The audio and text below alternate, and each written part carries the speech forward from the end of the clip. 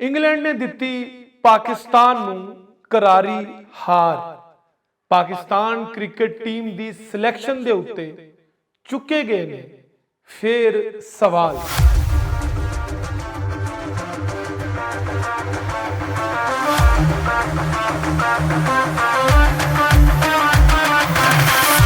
Indian cricket team ने south Africa नूं एक तगड़े मैच दे विच हरा दिता 16 स्कोरां तो। साउथ अफ्रीका ने जबरदस्त की फाइट बैक। सत श्री अकाल, नमस्कार ते अस्सलाम वालेकुम। तुसीं वेख रहे हो इंडोज टीवी आस्ट्रेलिया ते स्पोर्ट्स कॉर्नर दे नाल तुहाडा स्वागत करते हैं। नाजरीन, सब तो पहले खबर शामिल करांगे पाकिस्तान ते इंग्लैंड के दरमियान होने वाली 7 मैचों की T20 सीरीज़ के उत्ते जिहदा फाइनल जिहड़ा सी यानी कि 7वां T20 जिहड़ा सी वो लाहौर कज़ाफी स्टेडियम दे विच रात खेडिया गया, जिहदे विच पाकिस्तान नूं इंग्लैंड वल्लों लभी एक करारी हार। इंग्लैंड ने पाकिस्तान नूं एक वड्डे मार्जन तो ना सिर्फ आखिरी T20 च हराया बल्कि एक हिस्टोरिकल सीरीज़ जिहड़ी पहली वारी 7 मैचों की सीरीज़ क्रिकेट हिस्टरी च हो रही सी उहदे विच पाकिस्तान नूं 4-3 तो हरा दिता।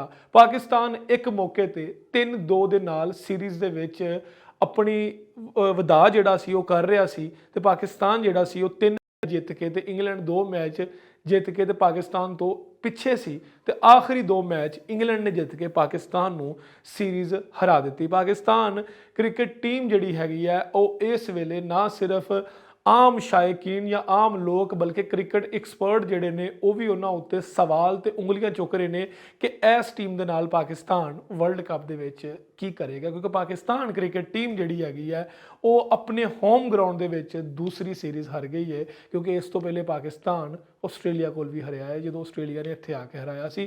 हुण इंग्लैंड ने पाकिस्तान नूं जिहड़ा हैगा वो 4-3 तो T20 सीरीज़ जिहड़ी हैगी है वो हरा दी है।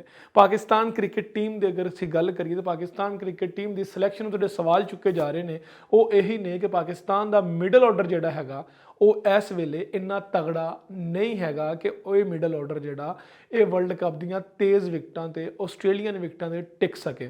पाकिस्तान ने टॉस जित के इंग्लैंड नूं पहले बैटिंग का मौका दिता तो 7वें T20 कज़ाफी स्टेडियम लाहौर दे विच इंग्लैंड जो बैटिंग करन आई तो अपने 6वें T20 के अंदाज नाल ही आई। एलेक्स हेल ते फिल सॉल्ट जिहड़े सी उन्होंने आंदे ही ताबड़तोड़ हमले करना शुरू कर दिते ते फिल सॉल्ट जिहड़े सी वो रन आउट हो गए ते एलेक्स हेल जिहड़े ने वो जो हसनैन की गेंद ते LBW होए तो लग यही रहा सी कि इंग्लैंड की टीम की बैटिंग एक बारी फिर लड़खड़ा जाएगी, लेकिन इदा नहीं होया क्योंकि डेविड मिलान तो उस तो बाद उन्हां दे नाल बेन डक्ट जिहड़े सी उन्हां ने बेहतरीन बैटिंग करते हुए इंग्लैंड नूं एक लंबी पार्टनरशिप दी। उस तो बाद बेन डक्ट के आउट होने तो बाद जो ब्रोक्स आए विकेट ते जिहड़ा कि इस टूरनामेंट के सब तो वधिया बैट्समैन निकल के सामने आए, जिन्होंने 7 मैचों की T20 सीरीज़ से मेन ऑफ द सीरीज़ भी दिता गया क्योंकि 81 की एवरेज के नाल उन्होंने स्कोर किया है। वो आके ते उन्होंने विकेट के चारों तरफ स्ट्रोक खेलना शुरू कर दिते ते इंग्लैंड ने टोटल 209 स्कोर किया।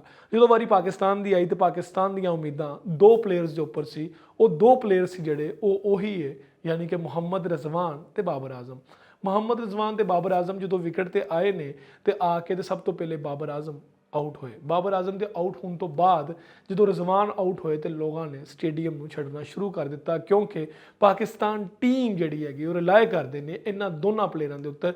अगर ये दोनों प्लेयर स्कोर नहीं करते हैं तो पाकिस्तान की टीम जिहड़ी हैगी है वो एक बारी कोलैप्स कर जाती। तो इस तरह ही होया, पाकिस्तान क्रिकेट टीम सिर्फ 142 स्कोर करके आउट हो गई। 142 स्कोर जिहड़ा सी वो पाकिस्तान टीम ने अपने स्कोर बोर्ड से सजाया, वो 8 खिलाड़ी आउट होए तो पाकिस्तान ये मैच जिहड़ा इंग्लैंड को हार गया। इस मैच तो हारन तो बाद सवाल यही चुके जा रहे हैं कि आया खुशदिल शाह, उस तो बाद शान मसूद, इफ्तिखार अहमद मिडल ऑर्डर के फिट होंगे ने नहीं होंगे। सवाल ये चुके जा रहे हैं कि शुएब मलिक नूं टीम च लिया जाए, उस तो बाद अमाद वसीम नूं शामिल किया जाए लोअर मिडल ऑर्डर वास्ते।